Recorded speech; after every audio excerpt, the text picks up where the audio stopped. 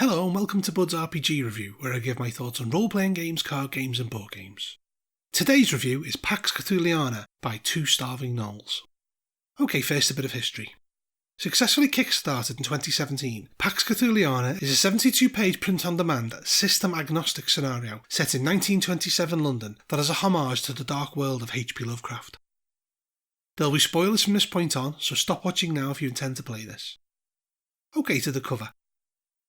Here we have a pretty good piece by Joseph Diaz that shows the opening scene of the scenario, although I could have perhaps done without Great Cthulhu wielding Big Ben like some sort of immense impractical dagger.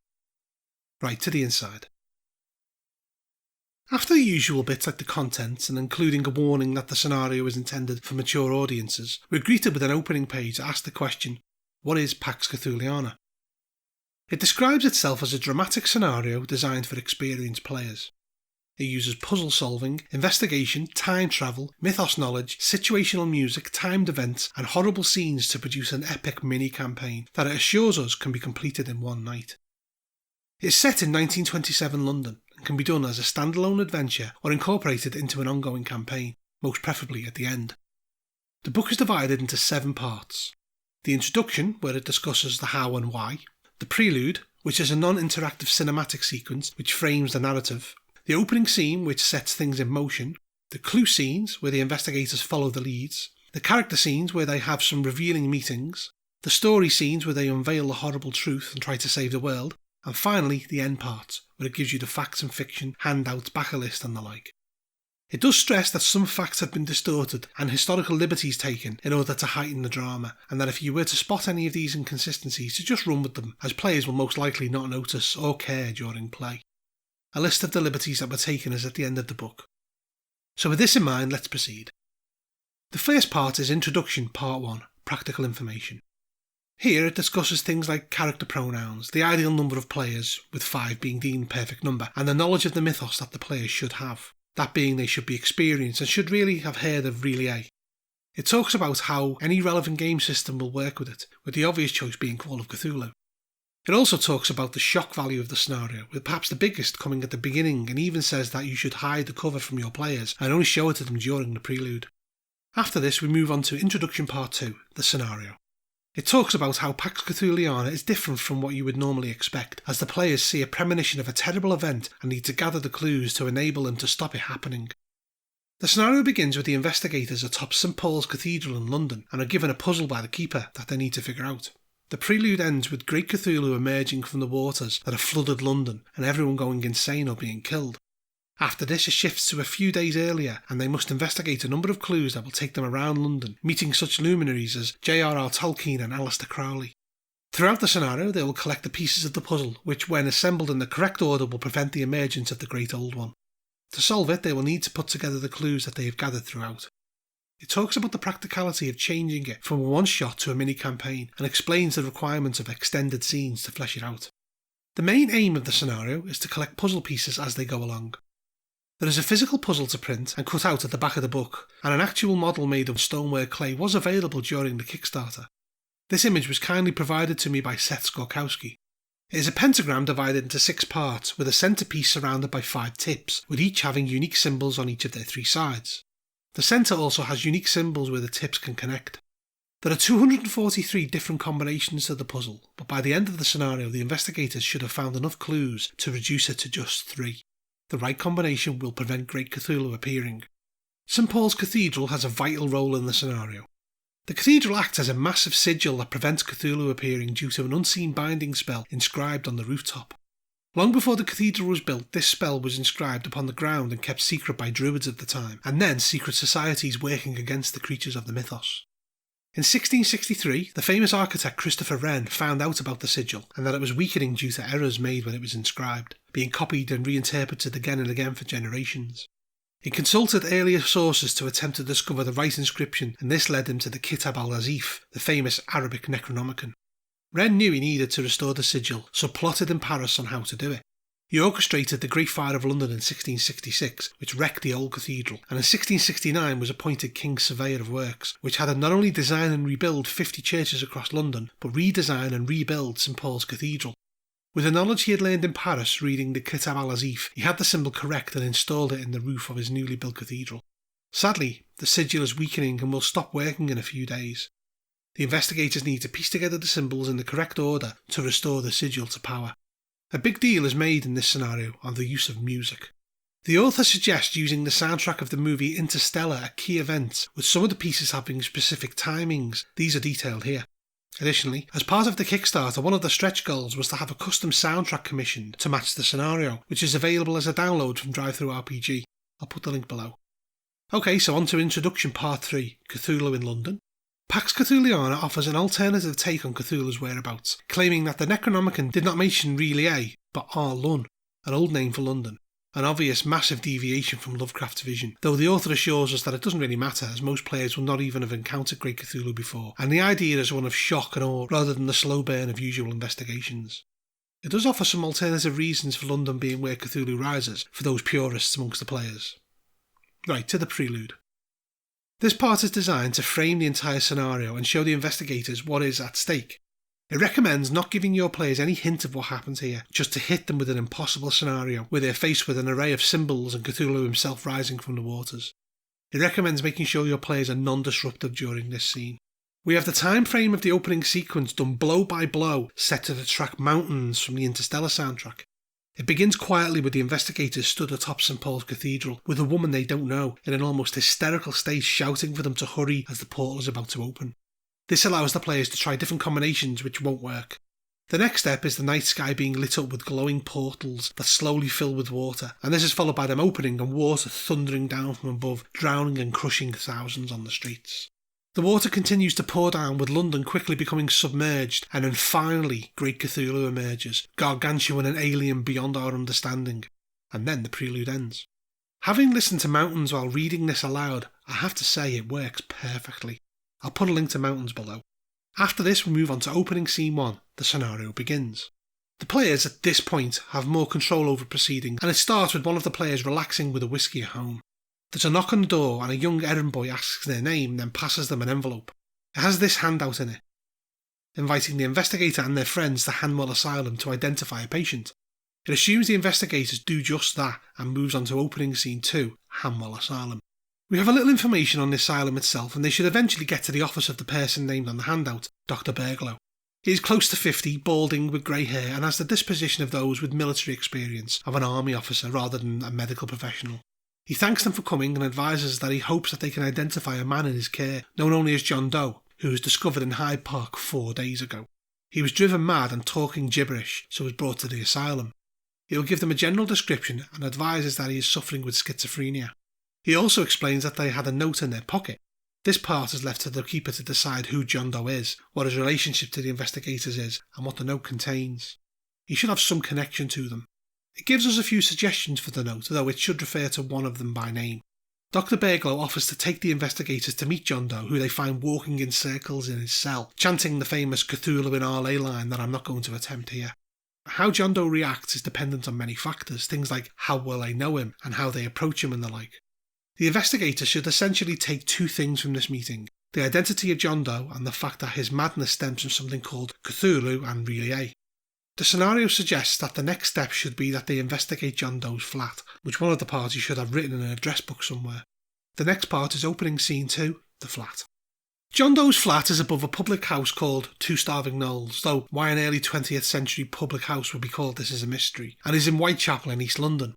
He lives in flat 3, and they will have to get into his flat to find out what is going on there. It's quite large and has been turned into a madman's study with books, paper, maps, empty food cans and newspapers strewn everywhere and stuck to the walls. It gives us a number of handouts for the investigators here. The first is a reference to the D version of the Necronomicon from 1586, of which they can understand that a copy of which is supposed to exist in the British Museum. There is a Cthulhu Fatan handout which has John Doe's repeating phrase on it. There is a Science Museum handout which refers to an exhibition that has something called the Star Machine in it. There is a star chart clue which should be used in conjunction with the previous clue. There is a handwritten note which is excerpts from Lovecraft's writing that hint at things to come. There's a map of London with Cleopatra's Needle marked on it. There is a British Museum handout which links to the previous D clue. There's a handout referring to J.R.R.T. Yes, that's right, J.R.R. Tolkien, who the investigators can meet later on. There's a portrait of Christopher Wren, the architect of St Paul's Cathedral, and finally, there's a piece of the sigil itself. At this point, the investigators should put together the 4 places they need to visit: the British Museum, the London Science Museum, Cleopatra's Needle, and J.R.R. Tolkien. It does stress that should they investigate St Paul's Cathedral, they won't gain any new information unless they visit after story scene 1. Okay, now it moves on to clue scene 1, British Museum. Of course, the investigators may do this in a different order, however, the book is simply presented in this way for ease. We have a decent picture of the museum and a minuscule map. They should be visiting here to inquire about the D Necronomicon.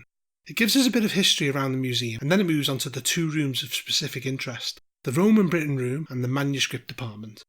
The Roman Britain room displays various things of that ilk, alongside one of the pieces of the sigil, which of course they can't take from the room. With regard to the Necronomicon, with the right amount of persuading, they are introduced to Benedict Simon, the curator of the manuscript department. He will tell them that the book is in the restricted archives, and will demand credentials before being allowed to enter. They can appeal to his sense of vanity and importance, however. When the investigators eventually get to see the book, they are only allowed to skim it. In order to view it for a longer period, it would take at least a week due to the regulations. On page 48 of the book, they will get another clue with a symbol on it that was added to the book by D, and will also discover that page 131 is missing. If they inquire as to the how and when, they will discover that a certain Aleister Crowley tore it out about 2 years ago. The previous curator sent Crowley a bill of £1,000 as a fine and payment to have the page restored, but was found hanged 2 days later. Simon will tell them that he has no interest in pursuing Crowley, and that 3 people have taken an interest in it in the last few years: Crowley, Megan Schneider, a wealthy dilettante and occultist from the Kensington area, and John Doe, who showed up a month ago and had been consulting the book several times a week. We then shift on to clue scene 2, London Science Museum. There are 3 lines of inquiry here: the Machine King exhibition, a device called a Star Machine, or the museum's new machines. Whichever they decide to pursue, they will encounter Associate Professor Per Stalby, a bespectacled bright man in his late 30s. If asked about the Machine King exhibition, he will show them the museum's latest machines such as the television, instant camera and the like, before coming to what he describes as the museum's masterpiece, the Star Machine. This looks like a computer from the 1940s, a huge wall filled with wires, knobs, levers and buttons, with a screen in the middle with fuzzy dots on it. Stalby will explain how the machine can calculate how the stars and planets were aligned at specific points in the past, explaining his theory on the Star of Bethlehem. He is difficult to follow without being a physicist or mathematician. Stalby, if asked, will confirm that the machine can also show how the stars will look like in the future. He just needs to enter a precise date. He knows nothing about John Doe, though will remember a nervous man fitting his description visiting the museum a week ago and inquiring about the Star Machine. One of the clues in John Doe's flat is a star chart, though Stalby will guess that it is from the 18th century, though it is missing too many numbers for it to be run through the Star Machine. Later in the investigation, the players will return with the complete star chart. We then move on to clue scene 3, Vitas Varnas. One of the clues in John Doe's flat was a map with a single location marked upon it, Cleopatra's Needle. This is an ancient Egyptian artefact that stands 69 feet tall, that is covered in hieroglyphics, and is a local London landmark. As they examine the needle, they will hear a voice calling from nowhere saying, "Tell me, have you seen the yellow sign?" This is Vitas Varnas, an eccentric, enigmatic wildcard of a character. The scenario gives numerous possibilities as to who or what he is, ranging from an astronomer to an avatar of Nyarlathotep. He is meant to be seen and vanish into thin air, providing clues and crucial information that they need. Should the investigators heed his question and look for the yellow sign, they can find it next to one of the other symbols from one of the earlier handouts. He will, once the investigators understand the importance of the yellow sign, give them another clue, saying, "You know, the old wizard in Chancery Lane got it all wrong. It's not the hanged man, it's the fool." The old wizard he is referring to is Aleister Crowley, and he will not elaborate further. He can provide other cryptic insights into some of the clues as he sees fit, and will often assist the investigators in indirect ways. Following this, we have character scene 1, J.R.R. Tolkien. The man we meet is the 35-year-old Tolkien, who is an unknown outside of academic circles. He can be found in the British Library, where he is working on his translation of the 1,000-year-old Beowulf manuscript. It gives other examples of where he can be found, or asked about in addition to the British Library. The investigators should eventually track him down to the British Museum, where he is found surrounded by stacks of books and manuscripts. He'll be friendly if engaged and will talk enthusiastically about his work. If John Doe is mentioned, he will remember a man speaking to him around a week ago, asking about the etymology of London and how it was named in the more distant past, advising them that the earliest iteration of the word is Arlun, a name that goes back to Druidic times. The next part is character scene 2, Aleister Crowley. Being such a public figure of the time, it's quite easy to find out where he lives. 67 to 69 Chancery Lane, London. He lives in what he calls the Black Temple and the White Temple, and the public generally avoid this creepy-looking house. Crowley is eminently notorious, having supposedly been involved in Satanism, human sacrifice, drug abuse, and perverse sexual practices. When the investigators ring the bell on either house, the door opens instantly, revealing a young man dressed in a smart dress suit wearing a traditional Mandarin cap. He introduces himself as Vinjar Gronstol and advises that his master is at home. He has an odd air about him, but will remain polite throughout. He shows them into the parlour, a room that is completely white, and then vanishes through a set of double doors that lead to utter darkness. The effect of the white room is unsettling, and the double doors will suddenly swing open after 10 minutes, and a powerful voice will say, "Welcome, visitors." If nobody enters the dark room after a minute, the doors will slam shut and their chance of meeting Crowley will have passed. If they enter the darkness, the doors will slam shut behind them and the room will fill with red light and will be revealed to having an entirely Asian feel. Sitting at the end of the room on a throne raised on a dais is Crowley, dressed in leopard skins, his eyes seeming to penetrate the souls of everyone present. At this point, the scenario has several options based on how they approach speaking to him. If they are friendly, he will readily admit stealing the page and ask the investigators to take the page, along with a stack of other papers on a nearby table. The second option is the magic of Crowley's religion, Thelema. In the world of Pax Cthuliana, magic, with a K, is just as powerful as the magic of the mythos. He will readily use it to penetrate their minds and learn all he can from them. There is a third option whereby they choose either option 1 or 2, and as they're leaving they hear the cry of a girl from a door at the back of the dais pleading for help. Should the investigators go to open the door, they will not be stopped and will be greeted by a horrible scene. A girl hangs above them by chains that pierce her body, which I assume is shown here, however the picture is far too dark to make anything out. Blood drips from her, and the assumption is that the investigators will be shocked and want to run away. This is Crowley using his magic to mess with the investigators and drive them from his house, though when they leave they will hold the bundle of papers and have no recollection of what has just happened. All that they will remember is that they visited Crowley, he gave them some papers and they left. Should any of the investigators resist Crowley's magic, any police sent there will discover an empty house with both Crowley and Vinjar nowhere to be seen. Option 4 should be used if they decide to fight Crowley. He will use powerful magic to defend himself, with Vinjar using judo. The use of guns will alert the police to the house. It gives various options for either Crowley, Vinjar, or the investigators dying, but ultimately, the optimal outcome is that they receive the clues that are here. The clues available here are some tarot cards, an old Norse runic alphabet, and a note written in runes, as well as some star constellation references and, of course, the page from the Necronomicon. The next section is character scene 4, Megan Angel Schneider. First up, we get a bit of background material on Megan, that being she is a dilettante, bodyguard, and a cultist at the same time, someone who has led a life steeped in the mythos. When the investigators get round to visiting her, they recognise her from the vision in the prelude, though she knows nothing of Great Cthulhu Rising and drowning London. She will invite them in, and if asked about the Necronomicon, she can tell them that she accessed it 3 months ago. She can read Arabic and has been searching for the original Necronomicon, the Kitab al-Azif, for many years. She is very knowledgeable in a lot of the mythos-related things that they have discovered thus far, and could offer insight into the likes of Relia, Cthulhu and the like. She also, as it happens, knows some magic. She will advise the investigators that she knows a spell that may assist them, a spell that detects portals. It then moves on to story scene 1, the spell. Here, Megan uses her divine portal spell and sees massive portals visible over St Paul's Cathedral. She then offers to cast a second spell, augury, to see into the future.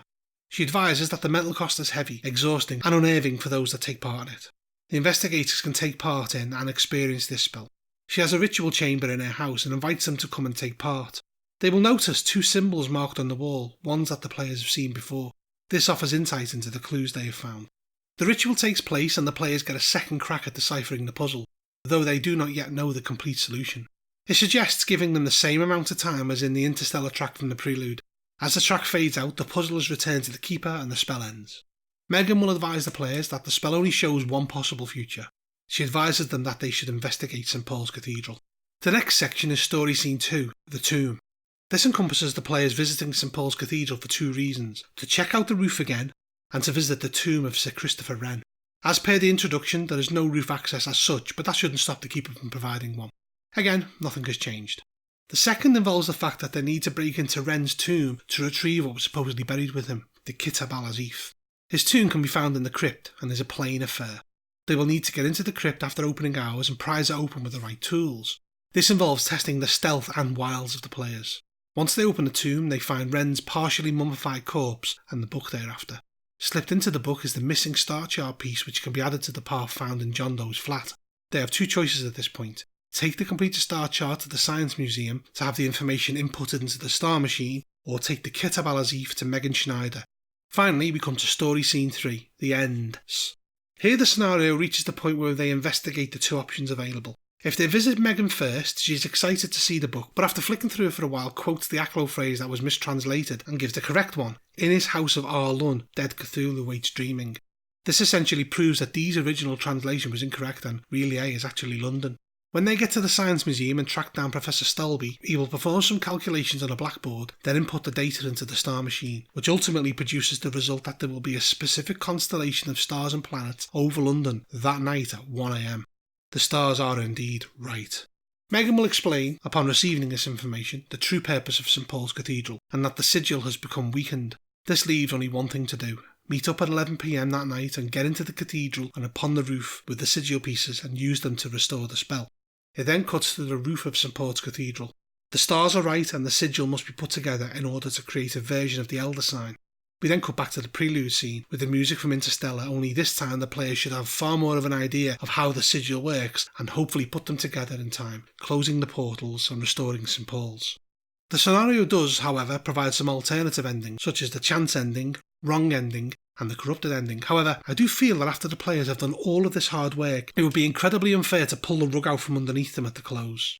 Following this, we have a list of the facts that have been changed to fit the scenario, and all of the handouts that are used throughout, and lastly a backers list and some information on the authors.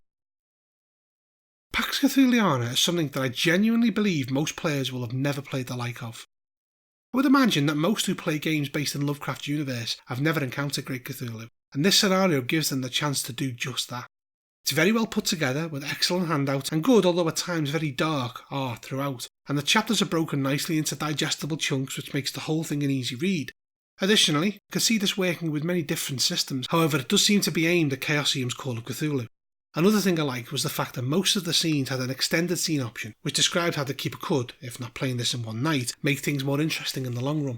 There are, I feel, a few issues with the scenario. Firstly, even in a world populated by sorcerers, elder gods and magical spellbooks, the whole thing feels, dare I say it, a bit too unbelievable. There are times when I had genuine difficulty suspending my disbelief, as some of the things are so outlandish that I just couldn't see them working in game. Also, it doesn't leave much room for sideways thinking, fully expecting the players to go from point A to point B to point C.